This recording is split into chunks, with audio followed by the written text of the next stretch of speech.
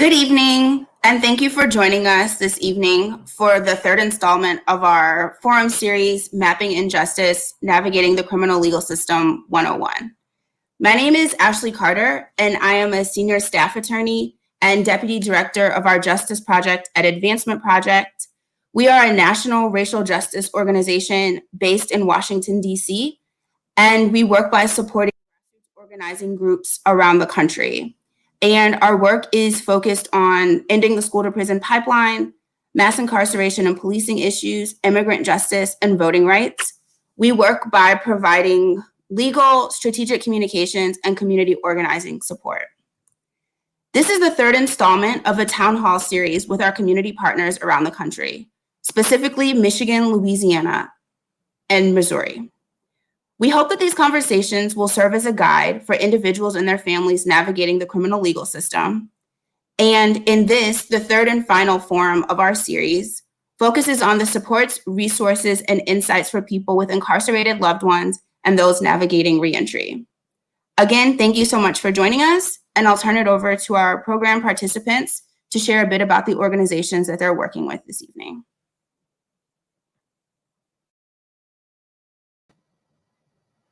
Hi, my name is Inez Bordeaux. I'm the manager of community collaborations at Arch City Defenders, and I'm also an organizer with the Close the Workhouse campaign. The Workhouse is a jail here in St. Louis that is known countrywide for its inhumane and unconstitutional conditions that people are forced to live in. The Workhouse is absolutely a monument to white supremacy and racism right here in St. Louis, and we know this because the city of St. Louis is about 49% Black, and the people inside of the Workhouse make up about 90% of the population are Black. So this campaign focuses really on three major things. One, closing the jail and making sure that the $8 million that was budgeted this fiscal year is reinvested in impacted communities. Two, we want to end cash bail in St. Louis because cash bail is the reason why the Workhouse exists. Every single person, just about every single person inside of the Workhouse is being detained pre-trial, meaning they haven't been convicted of a crime, they have simply been accused of a crime. And then three, we want to make sure that that $8 million is allocated through a participatory budgeting process, meaning we want the people and communities that have been most impacted by the racist policies that allow the Workhouse to thrive. We want those people to have a say-so in how that money is spent. And again, thank you all for having me.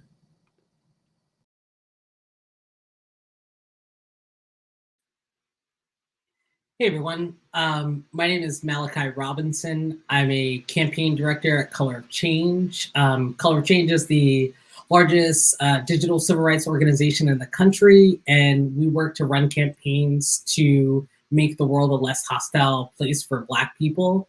We work on economic justice, media justice, criminal justice, and democracy issues all across the country, and we partner with local organizations to amplify their demands and campaigns. And you can find out more about Color of Change by going to colorofchange.org.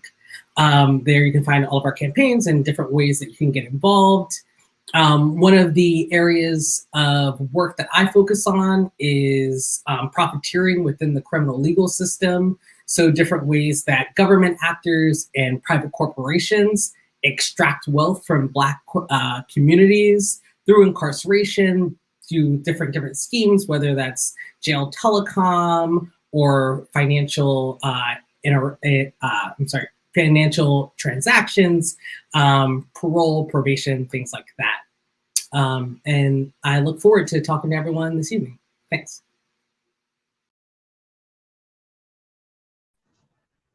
Good evening, everyone. My name is Linda Franks, and I am with the East Baton Rouge Parish Prison Reform Coalition. The coalition is used to advance solutions, and we work collaboratively with criminal justice coalitions to reduce mass incarceration and uphold the basic human rights of those incarcerated at the East Baton Rouge Parish Prison, which is dubbed the Death Trap. At the East Baton Rouge Parish Prison and the families, we do this through education, we do it through advocacy, transparency, and accountability. We have and will continue to work to expose the horrible conditions that our citizens who are awaiting their day in court, pre-trial, have to endure, and to hold those in control accountable, and to work for solutions so that we can be a part, those people most affected can be a part of the decision-making process for what reimagining public safety in East Baton Rouge Parish Prison, East Baton Rouge Parish means. And I'm happy to be here, and I'll turn it over to Nicholas.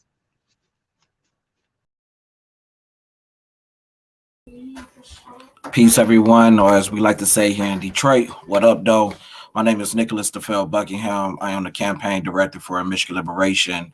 We are a statewide organization that's focused throughout counties in Michigan to, one, invest into the leadership development of formerly incarcerated people and those who are directly impacted by the criminal legal system, and two, run meaningful campaigns that we can start to demolish and get rid of the systems of oppression that many of our communities have suffered through.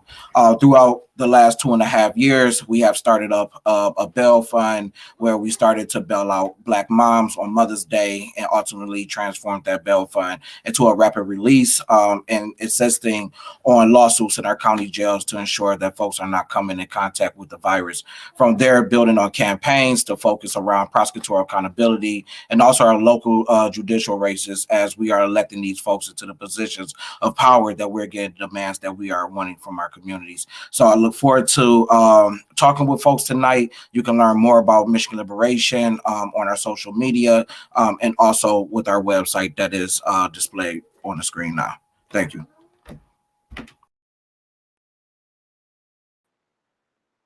Hello, everybody. My name is Daniel Jones. I am the project coordinator for the Michigan Collaborative to End Mass Incarceration. I am a consultant with American Friends Service Committee's Michigan Criminal Justice Program, board member for Nation Outside, lead organizer for Voting Access for All Coalition, steering team member for the Open My Door campaign to end the practice of solitary confinement in Michigan. I'm formerly incarcerated. I served 23 years of a life sentence when I was 16 years of age to the age of 39. Was released March 12th, 2019. So I got like 8 days before I'm officially off parole. And I share this with you because the common thread between all of the work that I do is that I'm here to change the narrative around people that are formerly and currently incarcerated to help remove those negative stigmas and stereotypes that often create obstacles and hurdles for people who are seeking employment, housing, and opportunities. Definitely grateful to be in this space with you all. Look forward to this conversation. Thank you for having me.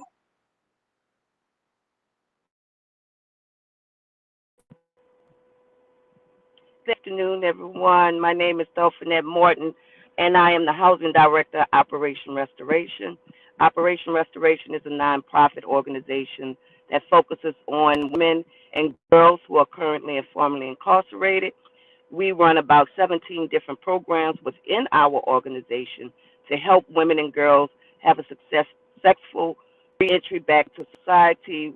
We run from anything from housing to education, and as Daniel spoke about, rapid response, policy, and I'm just absolutely glad to be here tonight with you all to share these experiences. I, too, am formerly incarcerated, did a combined 12 years in prison, and my last day was my last day.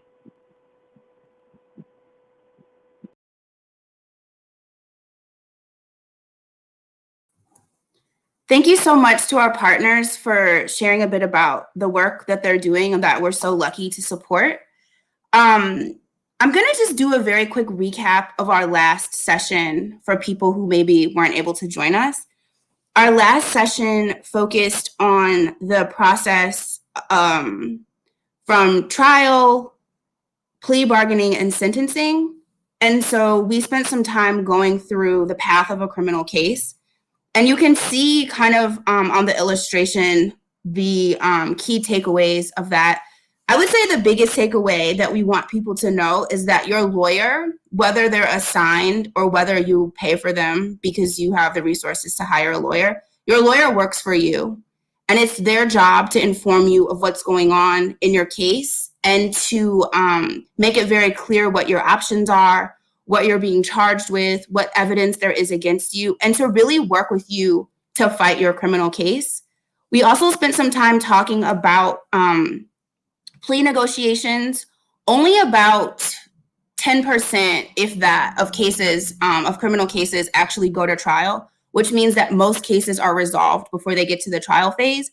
And there's a lot of really important information that comes from the time someone's arrested up until the time that they take a plea. And so we want to make sure that community members and their families are aware of every step along the way, and also all of the ways that a criminal case can impact your life. And so we call that collateral consequences. And that's anything that can impact someone's life as a result of a criminal case. That can include employment, that can include immigration status, that can include someone's ability to get federal support for education, that can include the ability for someone to have custody of their children. And so one of our goals is to just raise awareness about all of the ways that the criminal legal system can negatively impact someone's life.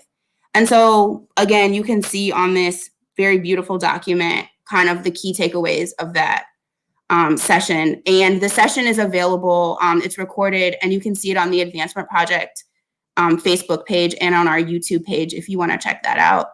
And then the session before that I won't do the full overview, was focused on the very first steps of a criminal case. So arrest, dealing with law enforcement, and pretrial detention. So tonight we're focusing on incarceration and reentry. And I want to start by sharing a little bit of information to frame the conversation. So this country is currently facing a crisis of mass incarceration. There are 2.3 million people currently incarcerated in the United States and more than 6,000 jails and prisons across the country. We often think of incarceration as jails and prisons, but we also want to draw attention to the 4.5 million people who are under the surveillance of law enforcement during a term of probation or parole.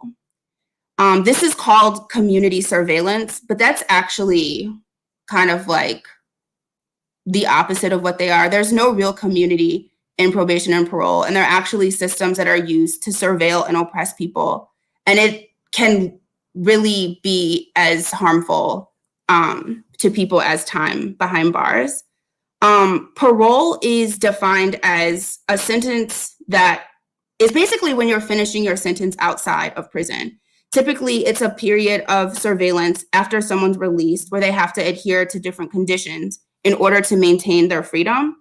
And probation is a term of surveillance that can be used instead of incarceration, but still requires someone to check in with an officer or some sort of law enforcement agency, comply with conditions, pay fines and fees, and basically have their life surveilled by law enforcement.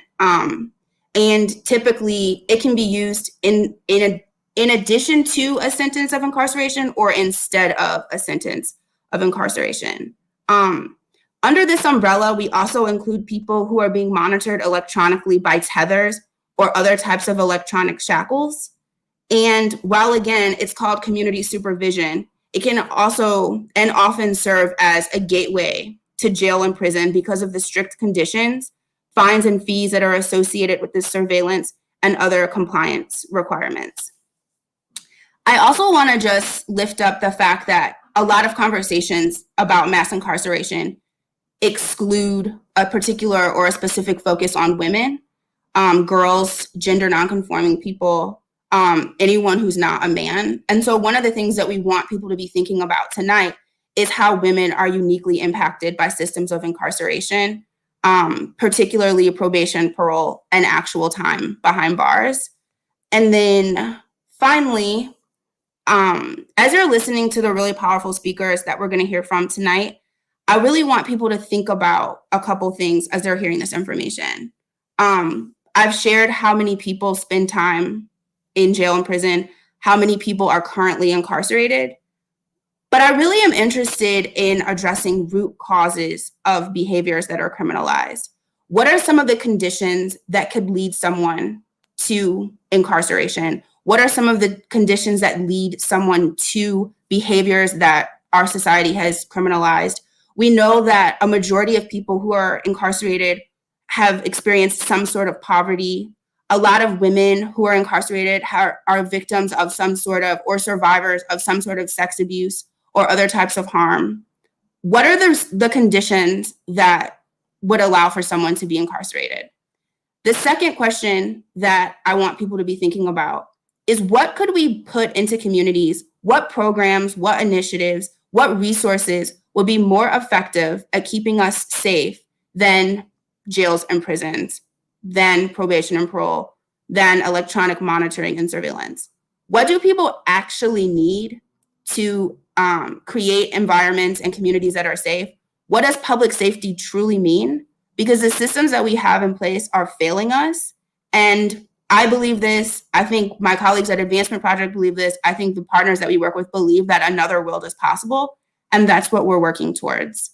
So tonight, we'll hear more about these systems. We'll hear more about the impact that they're having on people's lives, and more about what we as community members can do to address and dismantle them. So again, thank you for being here. And I will turn it over to our moderator.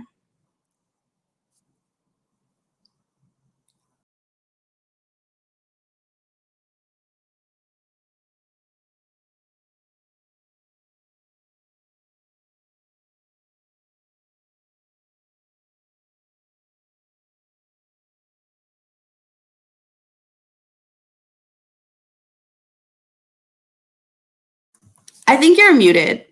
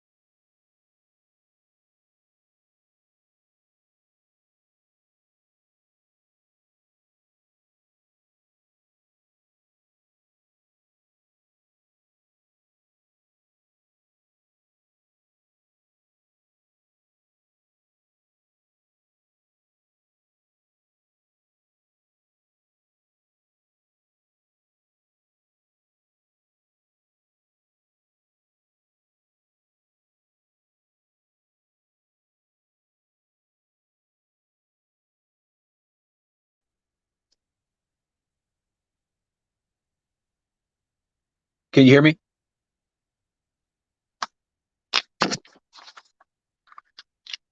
Hi, I'm Avion Kaysen. I played 10 years in the NFL for the Dallas Cowboys, the Lions, and the Rams. I'm from St. Petersburg, Florida. I'm part of the Players Coalition. The Players Coalition is committed to supporting social justice efforts and working to address issues in the criminal legal system impacting communities around the United States. I'm excited to be joining you guys this evening and for this important conversation. So let's get started. My first question,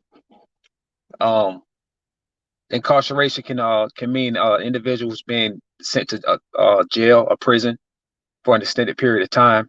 Ms. Linda, can you please tell us some of the ways you've made to work to support individuals and their families dealing with incarceration? Well, good evening, Mr. Avion, and thank you so much for being here with us tonight. We appreciate you being here. I'm in this fight. It's very personal to me. My son Lamar in 2015 was pulled over for a traffic ticket, and 4 days later, he was dead from being in the East Baton Rouge Parish prison. And from that tragedy, I've committed myself to working hard to securing that no other family would have to go through what our family had to go through. And unfortunately, there have been 44 deaths in East Baton Rouge Parish Prison since 2012. But what I've noticed with working with families and their loved ones is that they feel that no one cares because of the J word, the jail. And that is so far from the truth. As you will hear from the speakers here tonight, we're all in this work, either affected or indirectly affected. There is a common thread that permeates across this country because of mass incarceration. We exist because we care, because we understand, what people who are incarcerated and their loved ones are going through.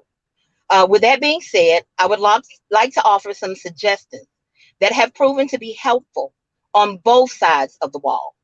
For one, send money if possible.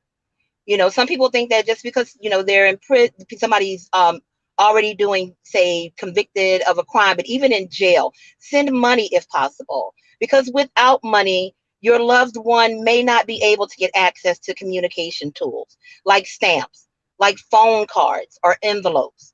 They may need money to contact their attorney by phone. They may need paper or a pen or envelopes and stamps to urgently send information by mail. Number two, answer your loved one's phone calls. You might avoid answering a call from a prison or a jail for the simple reason, like, what should I say? But realize that you and your loved ones, we are all human. We need that contact with each other.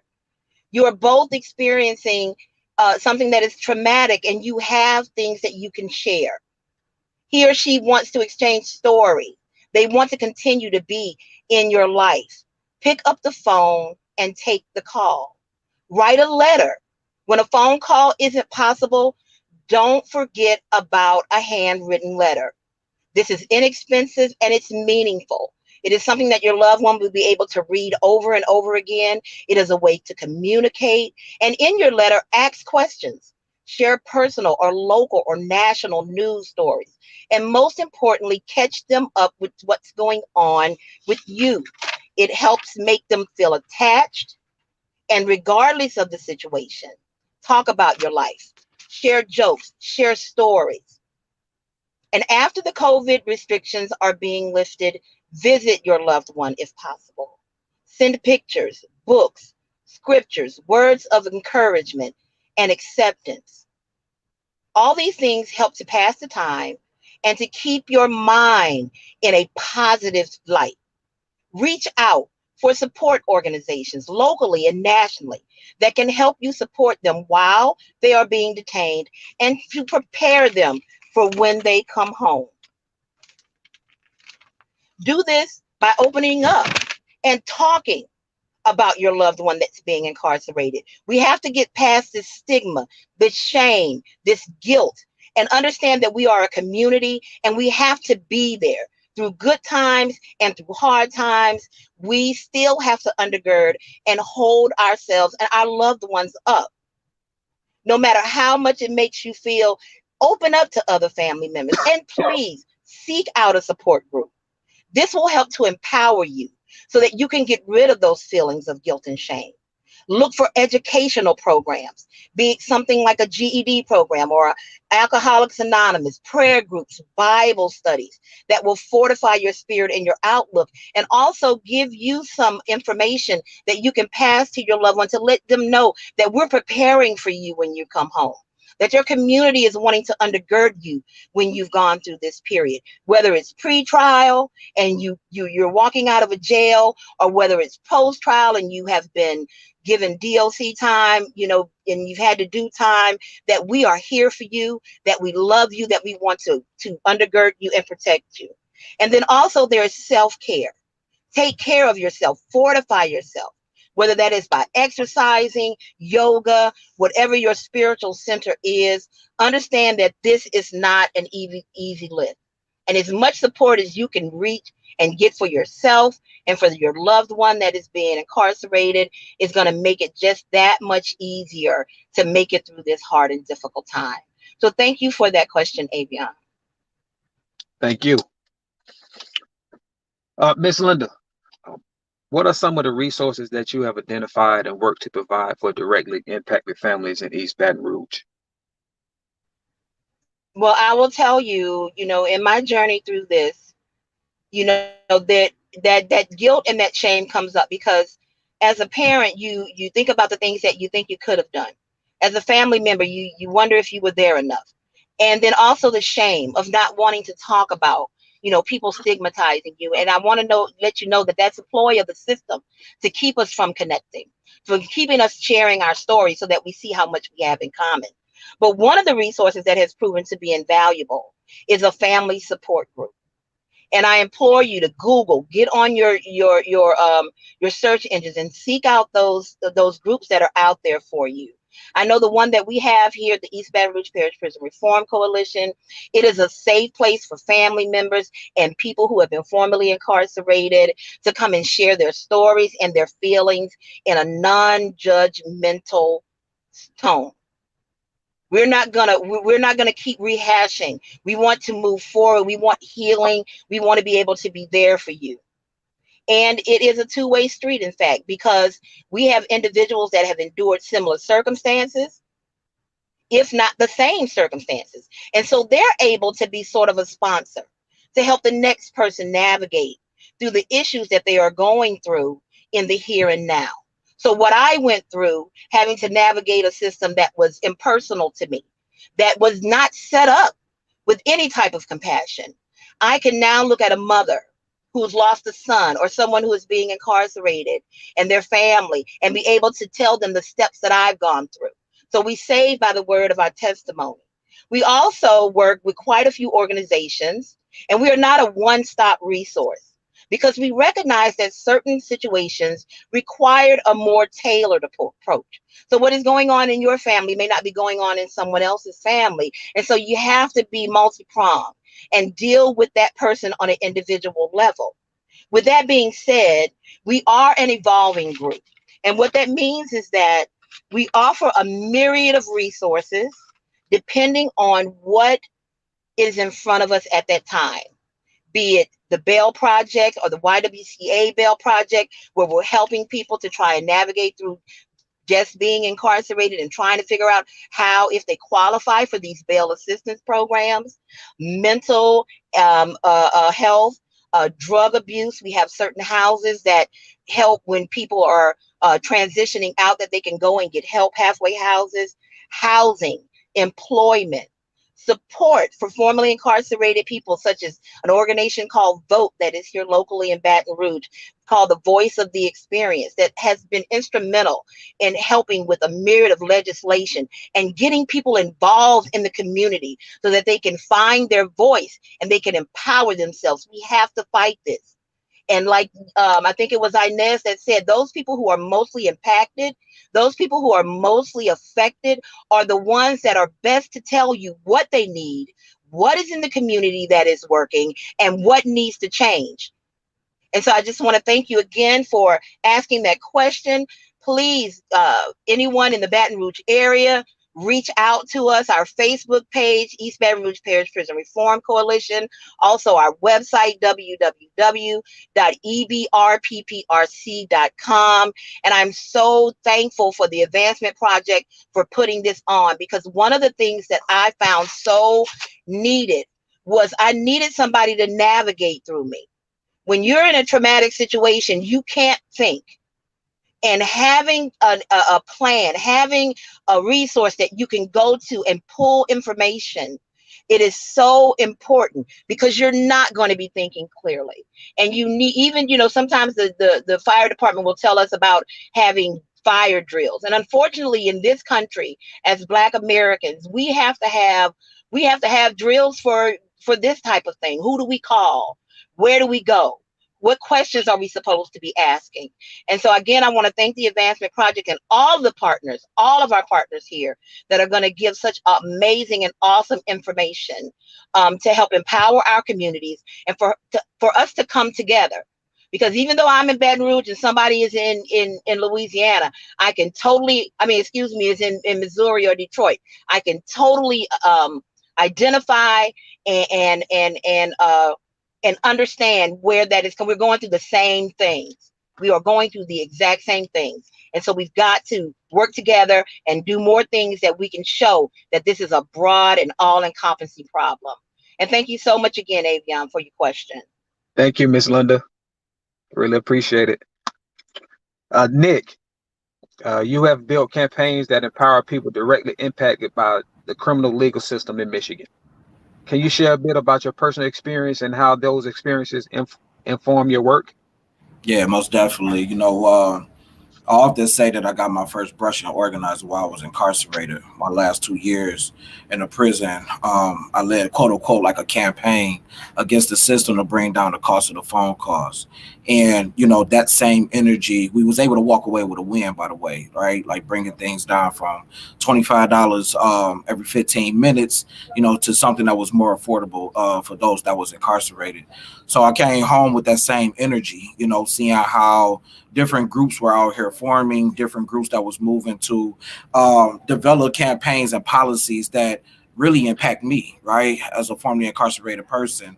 And one thing that I didn't see at the table, at the decision-making table, was people like myself, formerly incarcerated people, right? Glennie Martin out of New York with Just Leadership USA often says, those who are closest to the problem are closest to the solution, but furthest from resources and power. And so with the onstart of Michigan Liberation and investing a lot of our energy and time into formerly incarcerated people and those who are directly impacted by the system, we now see campaigns that are being produced in our communities that not only have an impact on us, but have an impact on the community as a whole, have an impact on those that are incarcerated. And we're starting to win those campaigns, right? I think if we want to get to the key issue of what's happening in our community, it's so important that we have, the voices of the impacted community at the table. Appreciate that. Nick, what do you think are some of the misconceptions on how incarceration addresses harm? What are more meaningful community design responses you think would be better contributed to public safety? Yeah, I think the one thing everybody got misconstrued is thinking that incarceration corrects harm, right? I went to prison for armed robbery, and my life is an open book. I experienced more violence in prison than I did in the community. I seen more Black men die, right, behind those gates, behind those walls, than I've seen in my community, and I live in Detroit, right? Like, we got the highest murder cap in the world right now. And to say that I seen that much violence back there, how do you start to talk about rehabilitation, especially in a time right now where the incarcerated population is not getting any visits. They're being restricted to the phone call, so they're not having the communication and the connection with their family and their children. And we're just warehousing people, right? And we're stripping them from all of the resources like education, like community groups that can come in and organize incarcerated people. We're taking that away. And so what we expect for a person to come home and be like, what do we expect for a person to come home and do? So, one thing that we do is we really get into the community and making sure that, as a person is transitioning out of the prison system back into the community, our communities are transitioning and welcoming that person back in. We're looking for the resources to get them employed. And people who hires formerly incarcerated people, we make out to be the best workers. We're dedicated and loyal. I remember coming home to my first job only making $7.25. And that, I went from just making pennies on a dollar. And that was, I feel good about that, and held that job for quite a long time, went to school and everything, right? But we just have to get away from thinking that locking somebody in a cage is going to eradicate crime from our communities. We have to get away from thinking that if we're investing millions and millions and millions of dollars into our police stations, that's going to take crime out of the community. Look at Detroit. I think we're like ground zero of, we got the Green Light Project, we got facial recognition, we got a police chief that makes more money than the president, but the crime is still up. So we know for a fact in our communities we cannot police our way out of any criminal situations that's going on. But what we have to do is push meaningful policies and legislation to address poverty, to address the lack of education, to address mental illness in our community. It doesn't start with the police, and it needs to end there and start with our community standing up. Appreciate you, Nick. Appreciate it, man. That was a whole lot of great information, man. I appreciate that a lot. Jay, your work is focused on addressing harmful detention facilities in St. Louis. and pushing to close them and reallocate millions of dollars to the community to support that seek to address underlying causes of behaviors that are criminalized. Can you share what you see as some of these roots, causes, and issues that need to be addressed for true public safety?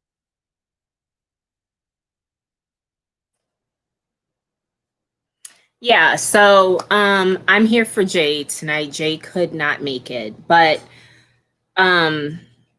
survival is human nature. It is human nature to do whatever you have to do to survive.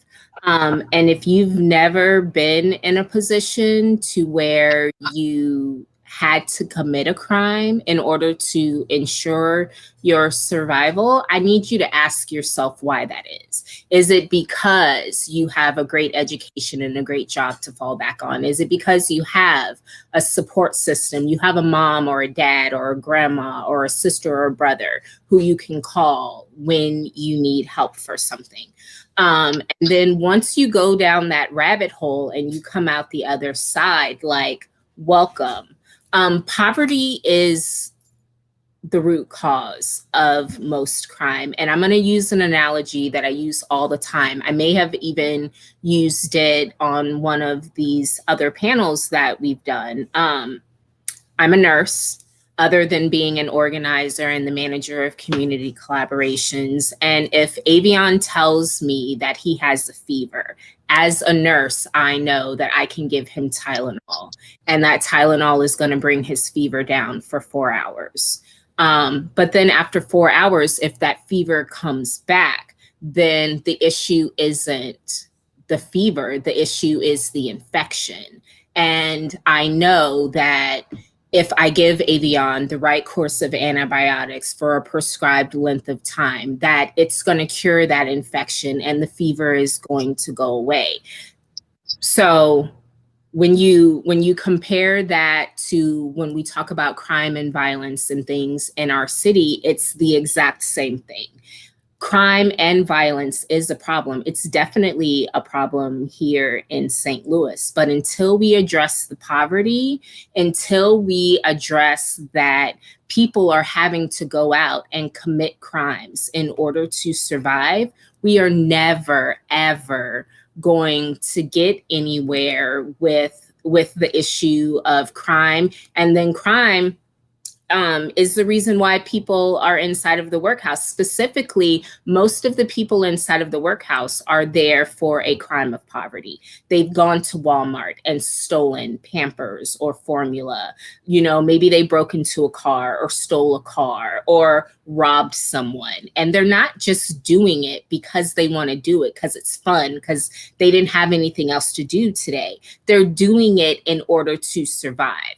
And we don't have the resources in place to address those needs before people get to that level of desperation. This is what we're gonna get. We're gonna continue to see people housed inside of the workhouse in St. Louis, housed inside of CJC, also in St. Louis, for these relatively, I'm not gonna say relatively, but for these crimes of poverty. And until we address it, we're just absolutely not going to get anywhere, period.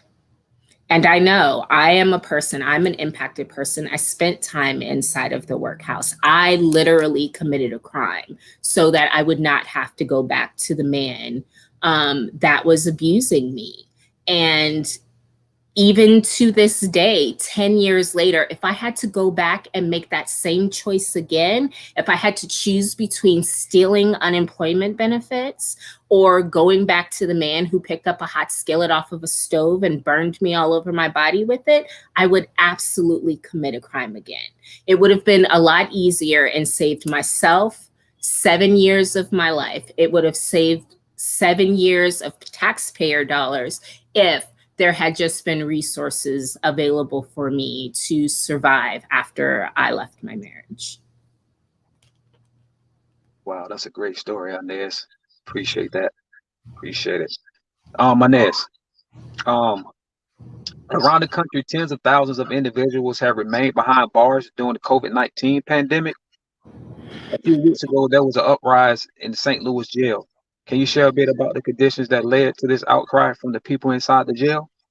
Yes. I spend a lot of time talking about the conditions inside of the workhouse, but in this particular case, we're talking about CJC, which is another jail here in downtown St. Louis. And people, although the conditions are not quite as bad as the workhouse, there's still a lot of there's mistreatment, there's lack of adequate food, lack of adequate nutrition, lack of adequate mental health services. And so when you take all of those things and you put COVID-19 on top of it, and when you think about COVID-19 and jails, you have to think about that not just people aren't inside of jails, aren't just trying to not get COVID. That's not the only barrier that they're facing. With COVID-19, there are no trials happening in St. Louis. There are no preliminary hearings happening inside of St. Louis. So what's happening is people are getting arrested and then they're just being left to languish inside of these jails, and then have all of that on top of it, not being able to go to court. You're not able to get visits from your family. Phone services are slim and few and far between. They don't get access to proper cleaning supplies, to, PPE like masks and gloves and things like that. You're not able to social distance inside of a jail. It is impossible. So the uprisings that happened in St. Louis, there were actually 3 of them in the last 2 months. And they were protesting those inhumane conditions that they were forced to live in. And this was not their first attempt to resolve these matters. They had been filling out grievance forms. They had been talking and having meetings with the jail staff about, hey, how can we get cleaning supplies? Please stop bringing sick people into this particular pod. Because what was happening, they were mixing people who did not have COVID with people who did. And then a whole pod of between 50 and 60 people were getting infected. And then on top of that, they weren't getting the medical care that they needed. Nurses weren't coming to check on them. They weren't getting medication. And I know this to be true because Arch City Defenders set up a jail hotline, a toll-free jail hotline that people inside of the jails could call us and tell us what was going on. I personally have manned those phone lines, and I've heard story after story after story, and they're all remarkably similar. We don't have PPE. We don't have cleaning supplies. They're feeding us things that look like pig slop. I haven't seen a nurse in several days. No one's come to check on me. I'm being locked in my cell for 22 hours a day. And these are the conditions that people were living in. And after begging and pleading for help, after talking to the jail staff, after filling out grievance forms, after doing petition after petition after petition, and no one was listening to them, no one was hearing them, and no changes were made, the people being detained inside of those jail or inside of CJC decided to rise up. And that may be some of the pictures that the whole country got to see. Those people being detained, standing in front of that in front of that broken out window, basically just begging for someone to recognize their humanity. So it's a very trying time in St. Louis right now. And the act of bravery that we saw from those people, just simply demanding to be treated as human beings, to be treated with dignity and respect, is something that we should all be clapping for, because that was an act of bravery. And I continue to be inspired by the people inside of both CJC and the Workhouse in St. Louis. Great.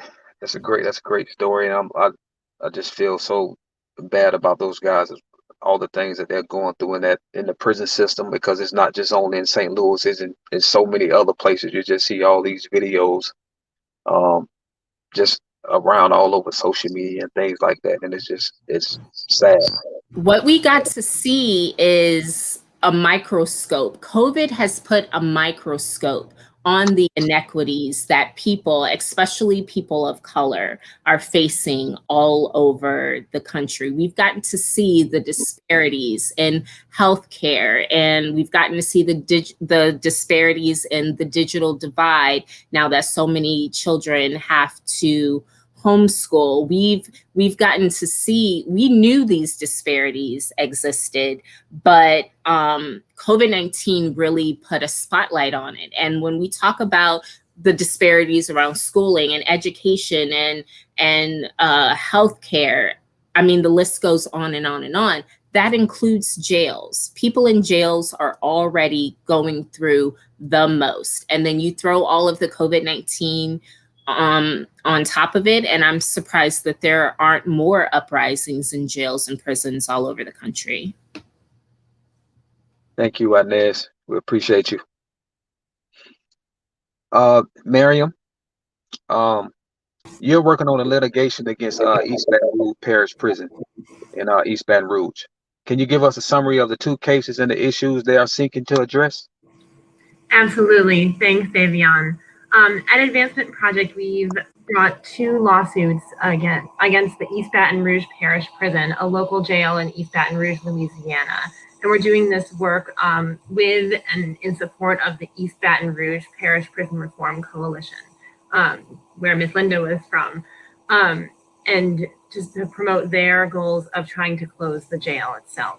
The first case is challenging the jail's failure to adequately respond to the COVID-19 threat and to the pandemic in general. We spoke to many men at the beginning of the pandemic who were detained in solitary confinement cells for over 23 hours a day without adequate water, without medical care. As Inez talked about not giving Tylenol to fix a problem, a lot of our guys inside were getting Tylenol to treat COVID.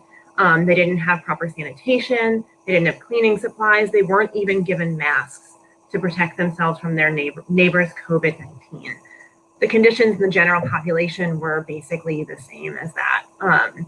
And what Inez spoke about happening in the jail in St. Louis is strikingly and shockingly similar to what was happening in Baton Rouge. So we brought the first lawsuit to try to get medically vulnerable people released from the jail so that they could protect themselves from the virus in their own homes. We also asked the jail are trying to get the jail to follow at least the CDC's COVID-19 requirements, including social distancing, providing adequate cleaning supplies, adequate PPE, regularly testing and treating people who have the virus, which the jail was not doing. When the jail can't meet those guidelines, we have other steps that we are prepared to fight for, including getting more people released until the population in the jail is low enough that the jail can adequately protect the detainees who are in there from the virus. The really disgusting part about this lawsuit, well, one of the many really disgusting parts about this lawsuit, besides, talking to men who have 107-degree fevers and are locked in solitary confinement and can't even call their mothers or their other loved ones. But the shocking part here is the callousness of the sheriff and the warden and the leadership in Baton Rouge. They know how bad the jail is. They've been saying it for years, and they know how many people have died there. More than, I think, 2.5 times the national average, something like that, is the death rate in Baton Rouge. And we're hoping this lawsuit will force them to pay attention to the demands of the community and really care for the humanity of the people inside the jail. Our second case is a challenge to the unconstitutional way that Baton Rouge's courts detain many people pre-trial simply because they can't afford the high bail set by the court. Before someone goes to trial, everyone in this country is supposed to be presumed innocent and spend time in the community and fight their case from the community.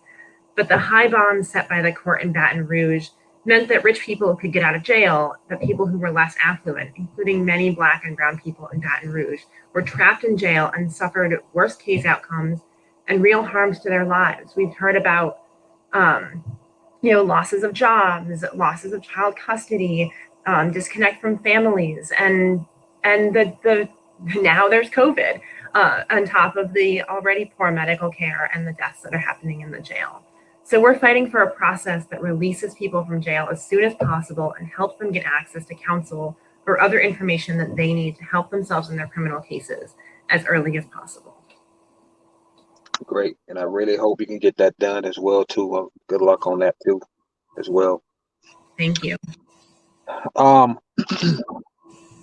We know that people are denied their basic rights while incarcerated. Can you speak a bit about some of the issues that incarcerated people face and how they can fight against these injustices?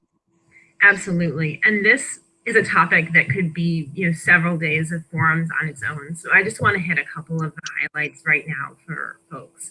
People who are detained in prisons and jails across the country retain many of the constitutional rights that they have in the community, although they're often a bit tailored to the prison setting, which raises its own red flags.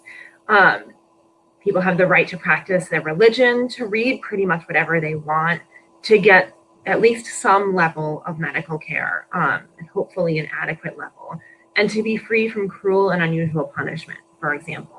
A lot of advocates argue that includes solitary confinement. A lot of medical care claims come under that standard, different assaults and things like that.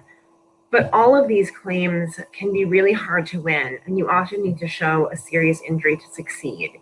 But if multiple people have the same injury, you can bring a case together as a class action, and that can help get relief and changes to the policies that will help everyone.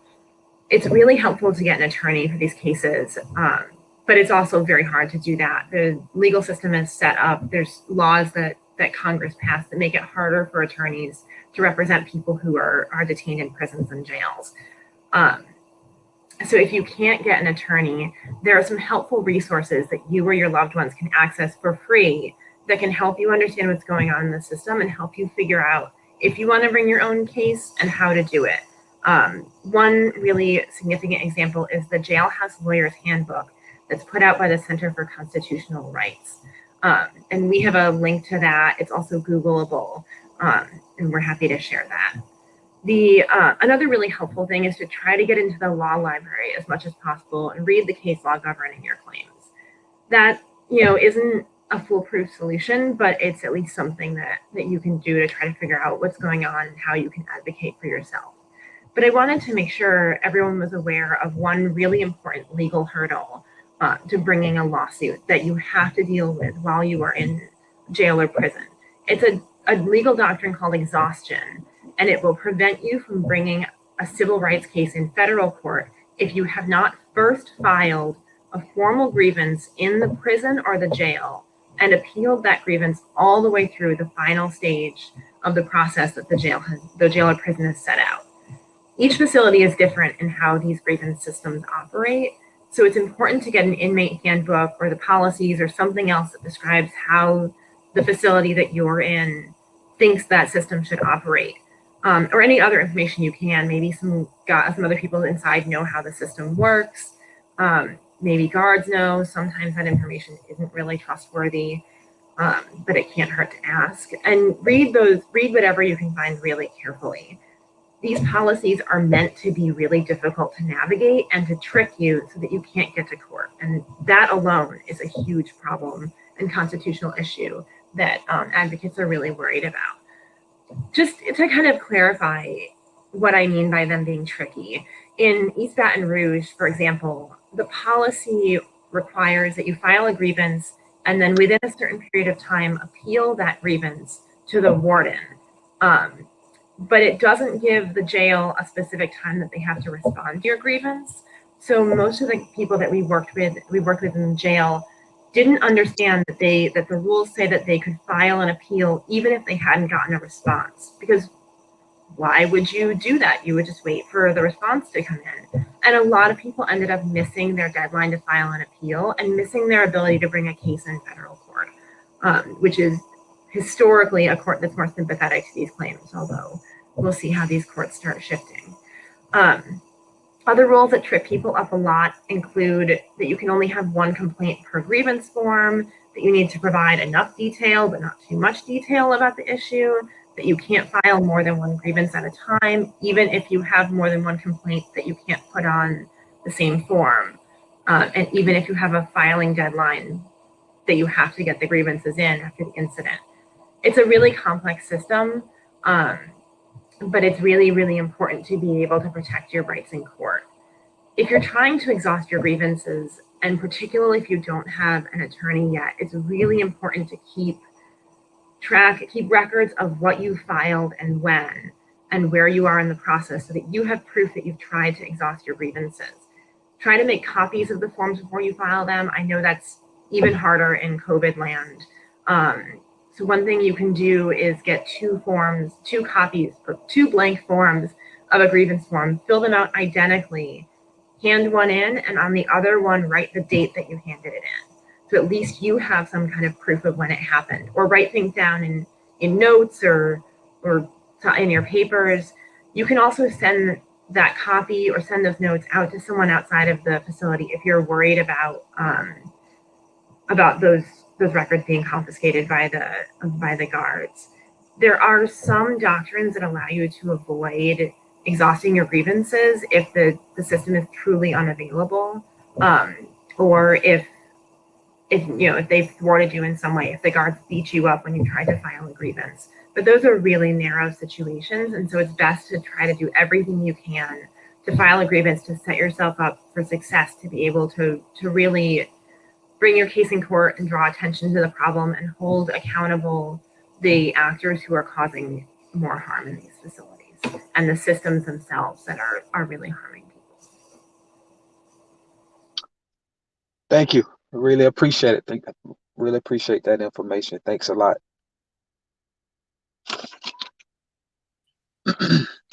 People who are in jail and prison often have loved ones in the community who care about them and who want to stay connected while they are incarcerated. Many people are unaware that astronomical prices of incarceration for both the person inside and their families. These costs can include commissary and essential items like soap and toothpaste, but also phone calls and messaging systems like JPay. Malachi, can you tell us about these expensive systems and how the community organizations are working to tackle these predatory practices? Yeah, I can. So like many things with the carceral system, it comes down to cents and dollars. So what we've been seeing over the past 4 decades is, while manufacturing jobs have been exported across seas, so there could be an exploitation of foreign workers, smaller municipalities and rural communities have been relying more and more on local county jails. And with the leaving of tax bases, local governments have developed schemes in which they could exploit incarcerated people, right? So more people are getting locked up, there's no jails, people are committing crimes of poverty. And now they're using the necessities that people need while incarcerated to pad their local budgets. And that's happening within jail telecom. So that's with phone calls and emails where you can see at the highest price, it could cost someone $25 to make a 15-minute phone call, which is completely unsustainable. And what makes this extremely more insidious is that this is a captive audience, and the people who are paying for it are the loved ones whose only, mistake that they've ever made is loving someone who is caged by the state.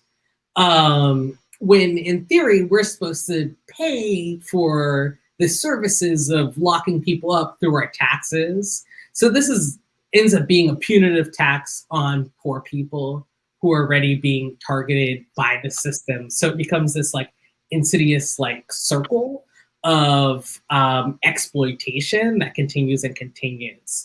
And another thing is, a lot of people, when they think of prison labor, they remember campaigns about Nike using prison labor for their shoes, or Victoria's Secret for their underwear and stuff like that. But the actual biggest employer, I guess, of incarcerated workers is the government of itself. So what a lot of people don't know is that jails cannot function without the free labor or forced labor of the people that are incarcerated. And that is because a loophole in the 13th Amendment. But I'm kind of getting a little off track with that. But I think it also just goes into the high cost, because then those people don't have access to paying Social Security, right? So like when you are elderly, how do you recoup the money from your labor that you've had for so many years, which, you know, literally aided your incarceration. But there's a lot of amazing things that are happening throughout the country. So Color of Change, a few years ago, we worked in New York City to pass the first ordinance to get phone calls to be free out of all the city jails. We recently worked with Texas Organizing Project in Dallas to get the second lowest calling rates in the country, which ended up saving families $5 million annually. There's amazing work happening in San Diego where they're about to pass free phone calls, which will be great. San Francisco just implemented that. Massachusetts has some legislation. Daughters Beyond Incarceration in New Orleans are working on state legislature to have a rate cap. And there's also stuff happening in California on a state level. So, you know, there is a lot of work in progress moving forward, but we do need some type of regulation overall to stop this exploitation, because, you know, it's mostly private equity firms and private corporations who know that just because it's such a hidden exploitation within our society. I think other people have mentioned this before about the shame and guilt in silencing that happens with having an incarcerated loved one, that it's often unseen. There's actually a really great survey or report that came out a few years ago by the Ella Baker Center for Human Rights called Who Pays? And it outlines how the carceral system is sucking wealth from women, majority women of color. And what could communities be able to do if that money was actually still in communities and not being transferred to millionaires and billionaires?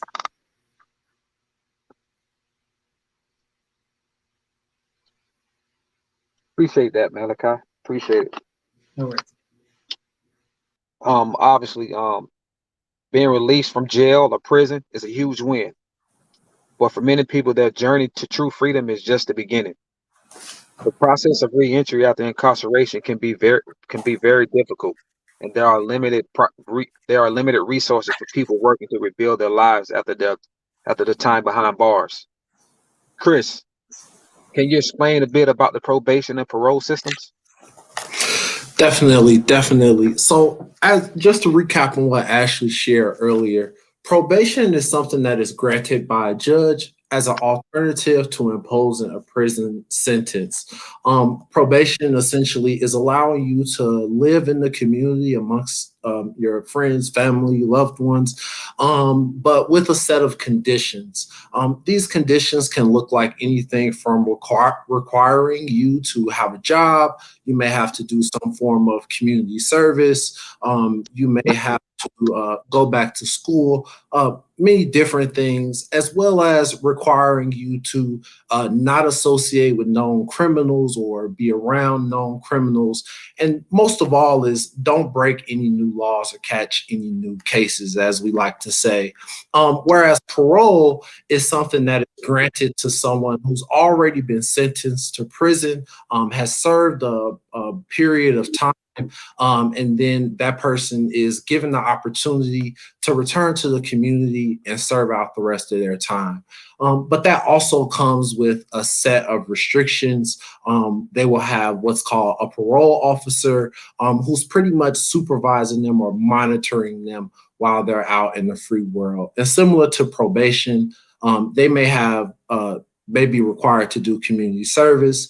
They may be required to pay certain fines and fees. They may also, the majority of the time, be required to submit to some form of a random drug test or alcohol screening, because they are also not supposed to indulge in those things. And for probation, you wouldn't have a parole officer, but you would have a probation officer. Thanks for clearing that up, Chris. Chris, what are some of the obstacles connecting with probation and parole? Are there financial obligations or electronic surveillance requirements? Yes, definitely. With probation, oftentimes you are assessed different fines and fees. From my own personal experience, when I was on probation, I had fines and fees somewhere around $2,000 that I had to pay back within the 18-month period of time that I was on probation. Folks can also be required to not associate with known criminals, like I said earlier. But if you are in a family where multiple people in your family have some type of criminal record or criminal history, that could be very difficult. And something as simple as being pulled over in a car with your cousin, who is also on has a criminal record, could be something that could violate your probation or parole and send you back. In terms of parole, especially more recently, a lot of folks who are being released from the prison system are required to be on electronic monitoring or tethering for 3 to 6 months after their initial release. So this means that they have to be in a location that has a working telephone, and then be in the house pretty much throughout that time. And if they violate for any reason, they could be sent back to jail. And this could even look like you are charged with a low-level misdemeanor, and when you go to court, that misdemeanor is dismissed. Your probation or parole officer could still decide to violate your probation or parole because of that, even though you were found not guilty or your case was dismissed or whatever it may be. You could still violate your probation or parole. Appreciate that. We know that many young people charged with crimes are often sentenced to a term of probation. What does this mean for them, and how does it impact someone's day-to-day life? So for young people, they face even a higher bar, right? So for young people who are of school age, it is required that they also attend school and attend regularly. So another challenge that they may face is that they could be in class one day, engaging in their learning experience, and be called down to the office so that their probation or parole officer can verify that they are actually at school, which can be really embarrassing for a young student, especially if their school wasn't fully aware of what was happening. It can also make them a target to where school officials may feel like this person is a bad apple, and they can end up being pushed out of school, which would in result violate their probation or parole. They also, face challenges around being able to return to school and actually be able to catch up in their grades and different things like that, because of the various requirements that they may face because of their probation or parole. So having to go see their probation officer may be something that will prevent them from being able to go to school that day, because probation officers work 9 to 5s essentially. And so those young people will have to leave school to go and meet with their probation officer, which is counterproductive to the whole process. Thank you, Chris. Appreciate you. More than 1 million women and girls are under some sort of probation or parole surveillance. State correction systems do not apply the gender-informed lens to the way that they assign probation or parole standards to women, girls, and gender non-conforming people. Dalphinette, can you please share some of the ways that women and girls are uniquely impacted by these systems? Sure. Thank you, Avion. So one of the ways is, let's say that I'm a woman who has had a lot of sexual trauma in my history, and I'm released and I'm on parole. And 4 o'clock in the morning, here comes my parole officer beating at the door. One, that's going to trigger me, the beating. But two, I may get this really aggressive male parole officer who has no clue about my trauma or my history, and to go a little further than that, does not care about those issues. And I become upset. And what my trauma triggers is emotions, but what my parole officer will see is aggression. And most times, as females, that's how we're targeted, and that's how we're dubbed as angry and emotional and upset. Never are we looked at as being full of trauma, because any and every woman or girl who has touched a cage of any sort was a result of trauma. Absolutely. Thank you. Okay, so now for that, your work is focused on supporting women after incarceration in Louisiana. Yes. Can you Yes. tell us what communities can do to support this unique population? Sure. So basically, to piggyback on, I've heard a lot of amazing stuff here tonight. Most women, when we're released, we're primary caretakers of children, right? And even the caretakers that we leave our children with when we're incarcerated, most times are grandmothers, aunts, big sisters, or the sort. And communities, it used to be neighborhoods, right? But somewhere along the line, we took the neighbor out of the hood, and for real. And the mothers the grandmothers are becoming younger. I'm 50 years old and I have 13 grandchildren. And Wow. so, yeah, with 5 adult children. And, because I'm such a fixture in the community, there's that help that was there for me, right? Communities are afraid now, Avion, to even attempt to help with kids. And what I think we need to get back to is being the neighbors in the hoods and having conversation with children about, our past and what we've been through and how we know what it is they're feeling. Or go and check on Miss Sadie that lived down the street, because Miss Sadie probably haven't even eaten today. But we're so caught up in just trying to stay safe ourselves, we don't remember that we haven't seen Miss Sadie in a couple of days. And so I guess I'll sum that up as saying that we as a community, if we put the neighbor back in the neighborhoods, I think a lot of the violence, a lot of the crimes that we see, that we think society think the police can help us with, we would help each other. We would take back our communities. We would become neighbors again. And we would raise, as we used to say, a village. We would become a village again. And believe it or not, I know plenty of communities that want to be a village again. But the fear, and I need to say this, not of each other, but most time of systems and the law enforcement.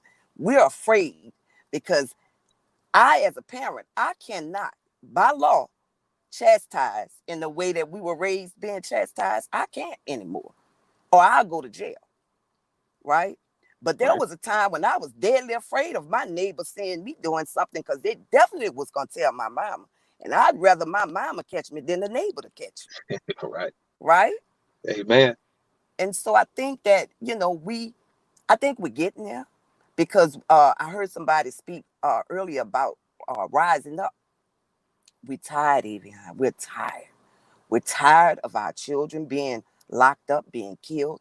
We're tired of systems taking the mothers out of the homes. There was a time when they only snatched the fathers, or the fathers wasn't there to begin with. And they realized that only puts a dent in it. But if we take that mama out of the house, we can destroy that whole household. Right? Right. And, just to touch back on what we talked, the first question you asked about the women and these systems, We literally, our organization, Operation Restoration, with the help of other organizations, we created policy, Dignity for Incarcerated Women, to say to policymakers that we need you all, men, most times white men who sit on legislative boards, to say that it was okay for prisons to give women more sanitary napkins. We talked about the JP and the commissaries and the phone calls, but we didn't mention how women were paying $15 to $20 for 10 extra sanitary napkins. And then had the nerve to put a tax that was called a luxury tax on those sanitary napkins. There's nothing luxurious about sanitary napkins, but it's something that women absolutely have to have. But if we don't know, we don't know. Absolutely. Appreciate you. I thank you for sharing. Appreciate it. Inez, you see people every day who are trying to stay out of jail and prison, but are caught in the criminal legal system. What are some of the longer term impacts that exposure to probation and parole can have on someone's future? Yeah. Probation and parole is, first, let me say, people see probation and parole as a great alternative to being in jail or prison. I certainly did. I spent 6 years on probation. But what probation and parole really is, it's not a true alternative because it's still like government sanctioned surveillance and control of your life. What it really is death by 1,000 cuts.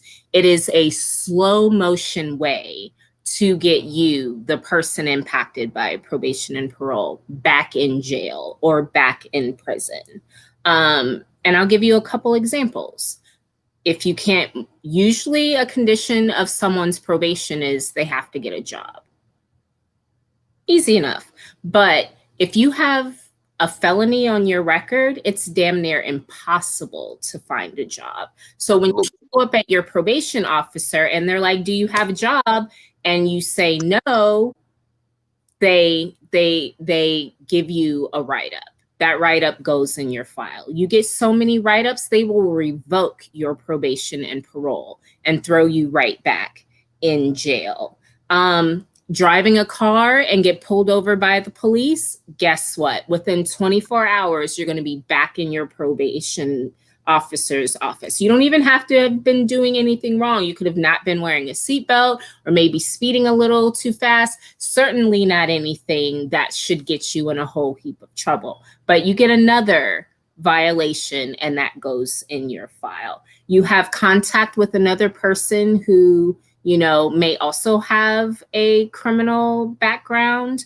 Like Chris was saying, sometimes that could be a friend, it could be a family member, it could be someone that you're living in a house with.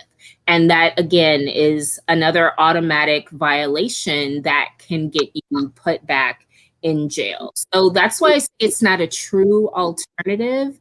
It's death by 1,000 cuts, and the long-term impact that has on you, other than the very real possibility that you could end up back in jail serving that backup time. I'll use myself for an example. The crime that I committed was stealing unemployment benefits. I stole those benefits to pay for my childcare. That was $1,600 a month that I could not afford. My choices were to do that or go back to the man who had been abusing me. When I'm a nurse, within 30 days of being on probation, I had an SIS probation, which means suspended imposition of sentence, meaning I complete my probation and the whole thing goes away like it never happened. Within a month, I was asked to resign from my nursing job. Within 4 months, because I had this felony on my background for probation, my nursing license was suspended. And it took almost 2 years for me to find a job after that. And in that 2-year period, while I was on probation and I could not find a job, I applied for over 2,000 jobs. 2,000 jobs in about 3 years. I had over 60 interviews and I got hired, but every time they ran that criminal background check, it would pop up and they would rescind their offer. And I would go to my probation officer and I would say, hey, I applied for 50 jobs this week alone. My probation officer did not care because I didn't have a job. So every single week or month that I had to go see my probation officer and I didn't have a job, I got another violation. I was one step closer to having my probation revoked and ending up in jail. The backup time for the crime that I committed was 7 years. At any moment that my probation officer decided that they had had enough, they could revoke my probation and send me to prison for 7 years.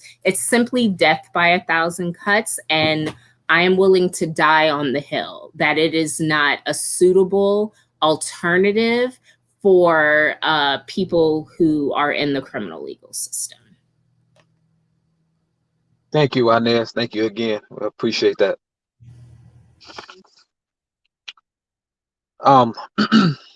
We know that there are a lot of challenges for people working to establish themselves in the community, but there's also a lot of room for hope and possibility. Daniel, can you talk to us about community efforts that are especially meaningful and supportive for people that want to be welcome home? Absolutely. And as sad as this is to say, because so many people have entered Michigan's jails and prisons, there are far more opportunities and resources available to people who are impacted by the criminal punishment system than there were 5 years ago, or even 2 years for that matter. You have organizations like Youth Justice Fund that have emerged in light of the release of juvenile lifers who serve 20, 30, and even 40 years in prison. Youth Justice Fund provides direct services such as trauma-informed workshops to that specific population of people who were incarcerated as youth. In the work that I do, like I have families and people who have loved ones currently incarcerated or returning home soon. They tap in with me to try and get them some type of insight into job opportunities, employment opportunities for when their loved ones do come home. And an organization that I always refer them to is the Center for Employment Opportunities. This is definitely an organization that I've touched base with personally. The people that I've referred them to have been able to get back to me and just thank me for offering that organization as a reference. Another organization that's doing a lot of great work with employing formerly incarcerated people is the Greening of Detroit.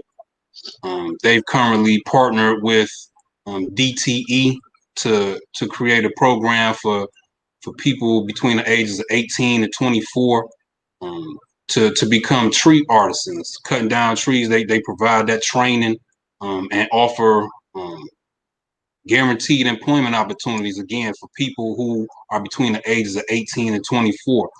But they also offer employment opportunities and workforce development for people just over the age of 18. Another organization that definitely supports people who are formerly incarcerated is the organization called Here to Help. They support people with transportation. I know of a person that they've actually purchased the automobile for. They help people with, the maintenance, the service of the automobiles. They also will furnish a home for first-time home buyers. They have furniture that they'll deliver to your home.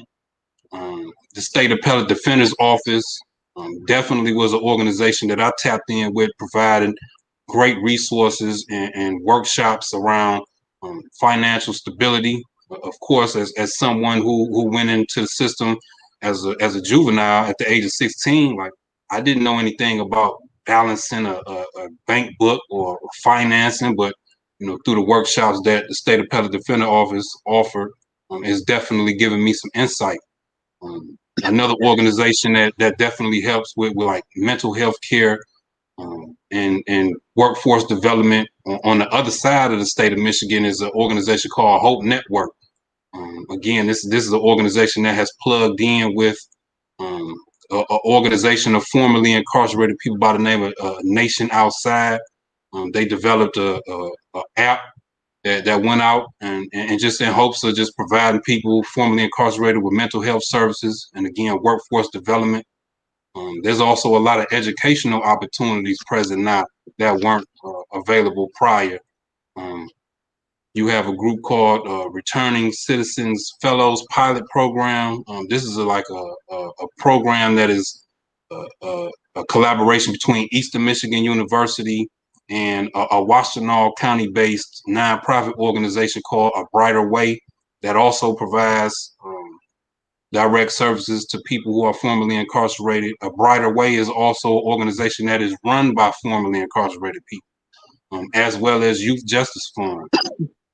And while these are all good, resources and opportunities to have, we need more.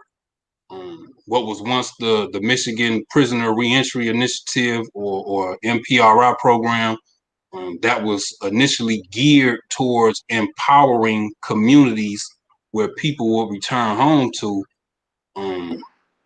it's now turned into what's called offender success. And the authority that was to be given to communities that would allow them to refer people to program and opportunities and resources, that authority was given to parole agents.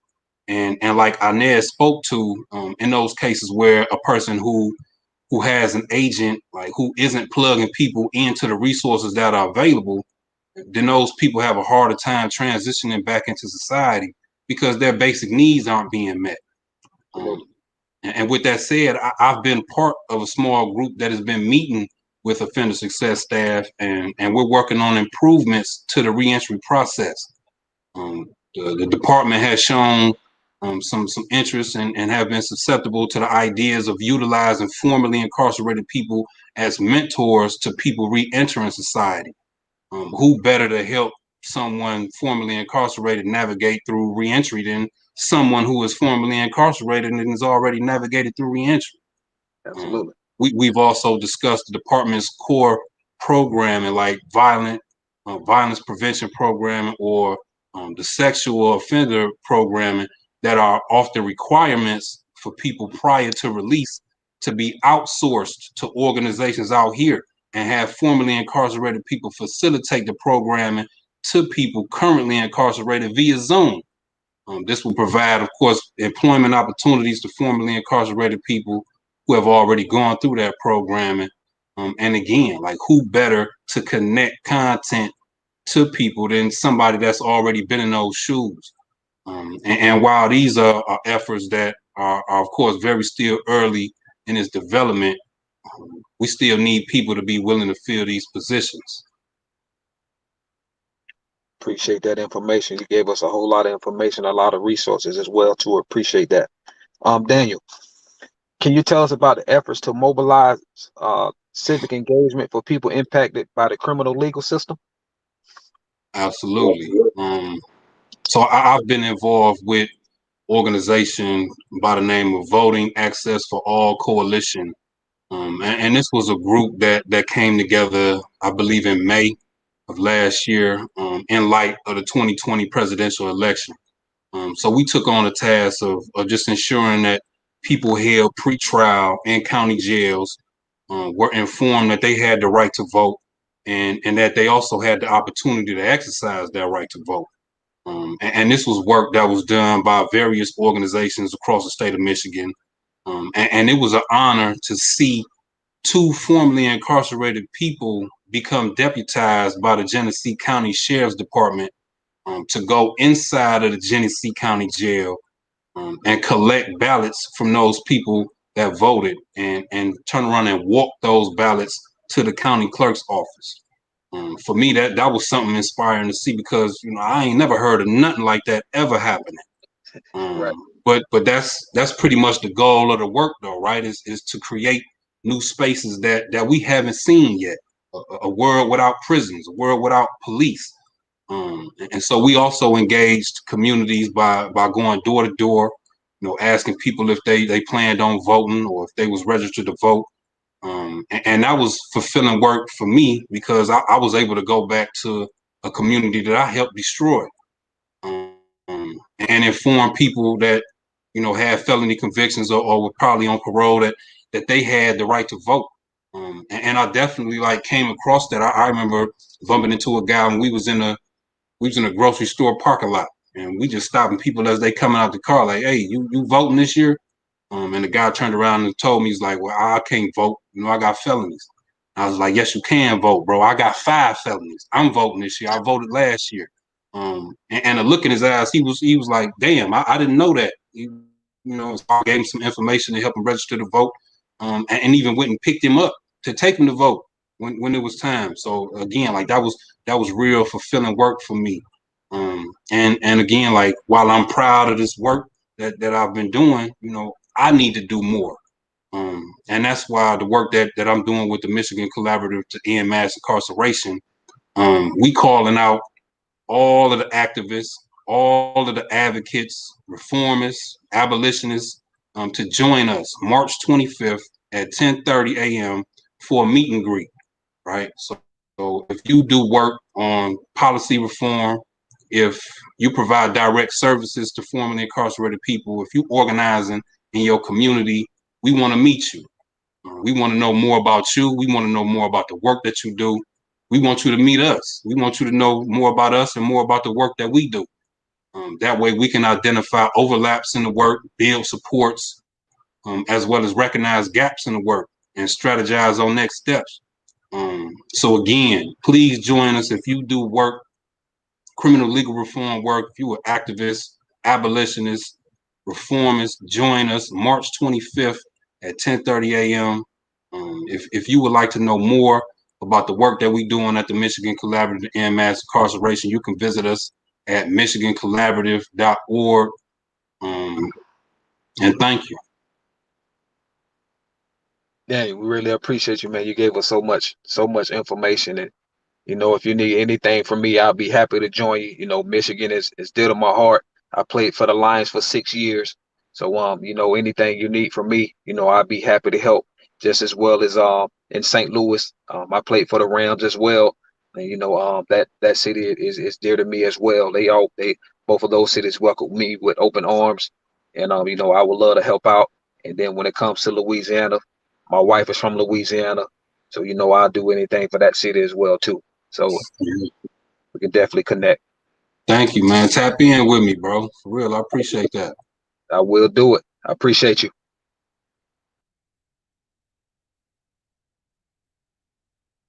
It's back to you, Ashley. Thank you so much, everyone. We have a couple of questions in the chat that came up. So the first question was, there are so many do's and don'ts as to what you can send inside a facility. It can overwhelm family members. How can we campaign for less monies going into a facility for profit? And this is something that Malachi kind of addressed with the campaigns that Color of Change is doing. And basically, when you hear people talk about defunding jails and prisons and attacking the prison industrial complex, this is what they're talking about. Basically, what you can do is tap into campaigns that are trying to address these issues. I know right now in Detroit, there's a large push against the owner of the Detroit Pistons, because one of the industries that he's profiting from is the telecommunications industry for detention facilities. And we know that the fees to keep in touch with someone who is incarcerated are astronomical.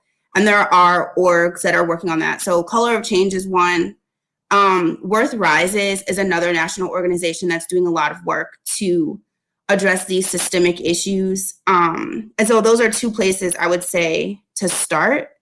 And then also paying attention to companies that on their face are not invested in mass incarceration, but if you look deeper, might be actually profiting. So I would just suggest doing a little bit of research, but Worth Rises and Color of Change are two places to start for that. The second question is, why are fines and fees attached to parole and probation when a person's been released? And I think one of the takeaways for tonight is that probation and parole are not the end of incarceration. For many people, they're just the beginning. And I think something we want people to be thinking about is how much governments profit off the backs of poor people who are ensnared in the criminal legal system. And I think Malachi also, and I think Dauphinette talked about legislative advocacy that's taking place around these issues and pushing people to legislate these fines and fees away.